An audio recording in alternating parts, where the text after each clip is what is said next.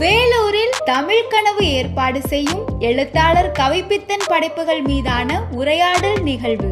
ஈமம் நாவல் குறித்து எழுத்தாளர் ஊடகவியலாளர் கவின்மலர் பேசுகிறார். சேங்கை நாவல் குறித்து எழுத்தாளர் தாமரை பாரதி, ஜிகிட்டி நாவல் குறித்து எழுத்தாளர் ஆதவன் தீச்சன்யா ஆகியோர் உரையாற்றுகிறார்கள். நீவா நதி நாவல் குறித்து கவிஞர் ரவி சுப்பிரமணியன், மடவழி நாவல் குறித்து எழுத்தாளர் மண்குதிரை மற்றும் கவிப்பித்தன் சிறுகதைகள் குறித்து எழுத்தாளர் ராம் சந்தோஷ் வடார்காடு ஆகியோர் உரையாற்றுகிறார்கள்.